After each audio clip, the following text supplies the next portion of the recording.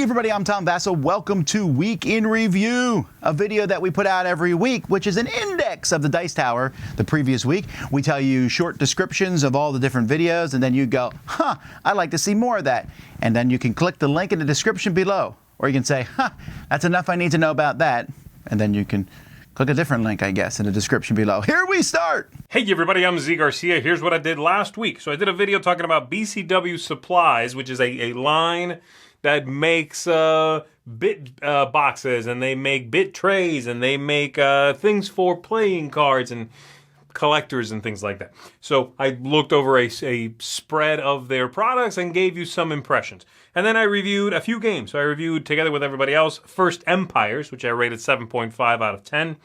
This one is a very minimalistic game in which you are going to be rolling dice, moving around on the board, and advancing yourself in various categories. I liked it. I think it is a game that you need to know going in is going to be a small game, both in scope, in feel, in length, largely. It is a game that could be deceptive in the way it presents itself. But I liked it once I got familiar with it, and I've really discovered a great joy for the various things you can do in the game. I reviewed Dungeons, Dice, and Danger, which I rate a 7 out of 10. This one is a roll and write style game, which is has a dungeon theme, though it's very lighthearted, sort of tongue-in-cheek dungeon theme. It is a little bit long for what it offers. It's a little slow. It can cause some analysis paralysis. But I also liked it. This one I prefer with a lower player count, just so things can move a little more quickly. You have to wait on fewer players. But I did enjoy it. This one took some getting used to it. At first I thought, wow, this game is really slow, and I'm not sure what I'm doing here.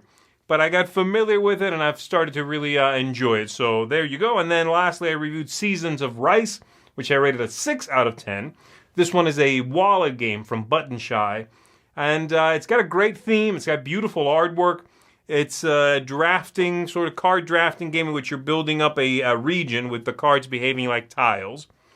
I think the geometry could be a little bit better in this one. I think visually it's a little tricky to line up the rice patties and understand what it is you're going for. I think it could have been simplified by having the grid line up with the cards, as opposed to be at a 45-degree angle, so everything is, sort of, the lines are all moving like this, but the cards look like that, so it's a little messy, and I can't see a justification as to why it would be that way, instead of just lining up with the grid already presented by the playing card.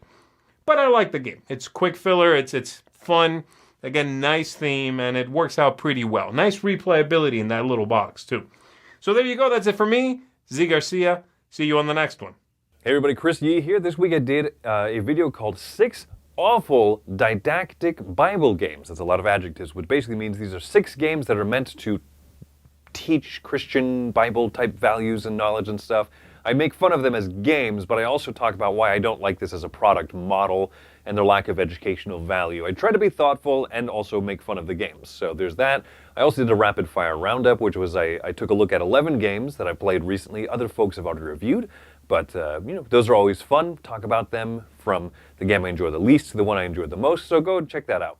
Hey everybody, it's Boccolini, and this week I reviewed The Crew Mission Deep Sea, which is a cooperative trick-taking game where you'll be working with the other players who are on your crew with very limited communication in order to complete different missions of varying difficulty. And I gave this one an 8 out of 10. See you next time. Hey there everybody, it's DiLisio, and this week I was a part of 4 reviews. First off, I reviewed Philosophia Floating World. Unfortunately, this game did not work for me. I gave it a 4 out of 10.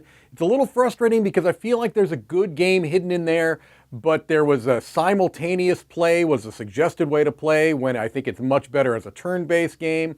There were a number of decision spaces in the game that were made better through suggestions by people outside of the development team, so I just felt like there were some problems with this one. Next up, I was part of a 4-square review for First Empires. I gave this a 6 out of 10. I believe I was the lowest of the group in here, but it's a game that I think does some things well. I think it's a beautiful production, but my biggest kind of issue with the game and why I couldn't quite recommend it is that I don't really feel like each game is going to play much differently from another one. I feel like it's going to be a pretty static game experience, and it's not exciting enough for me to want to recommend it to other people. This is not the type of game where I'd be like, oh, you need to check this game out. It was fine, it was okay, but just not one I could quite recommend. Next up is Art Robbery from Reiner Knizia. I gave this a 7 out of 10, and this is a small box card game which plays like some of the other Reiner Knizia small box card games with some neat little twists. Essentially what you're trying to do is go through 4 raids. You are robbers and trying to split loot of art that you've stolen. And you're going to be doing this primarily by playing cards, trying to get tokens out of the center of the table or stealing them from other players. There are some special cards like guard dog tokens and things along those lines. But it has a neat little twist where at the end of the game, certain tokens have alibis, which are little white dots, and whichever player has the fewest number of alibis, no matter how many points they've scored, are eliminated. They're out of the game. So neat little twist there. And then finally, I reviewed Comic Hunters. I gave this a 9 out of 10. This is a game that I think is truly special, and it's unfortunately very, very, very difficult to get a hold of outside of Brazil, which is the company where it is published. But it is a really, really cool game about collecting Marvel comic books, and it is including the art from actual Marvel comics throughout different eras. And so it's a set collection type of a game, but it's also based around card drafting, and there's 4 different unique styles of card drafting. Just a really, really special game, and one that I do hope can become more readily available to people outside of Brazil. Well, that's it for me this week. Let's keep it moving. All right, for me, played a bunch of meh games this week. Emergency Broadcast, which I thought would be a fun tile-laying game, but it's too restrictive, I think, to be very enjoyable. Walkie, Talkie, it's an activity, really not a game. It's cooperative, and it's okay. It's a little card game from DeVere. Both of those are 5 out of 10s. Also 5 out of 10 is Ouch. There's another little card game from DeVere where you grab a card and you hope the side you grab it from, you flip it over, doesn't have thorns. That's the whole game. Me and the kids reviewed Aggretsuko, which I'm pronouncing incorrectly, but whatever. It's a card shedding game, ladder climbing game, which is okay. I didn't dislike it. The theme doesn't do anything for me, and I don't know that it's really different than many other shedding games out there. It's minorly different. 6 out of 10. Monsters and Meeples, I really wanted to like this game.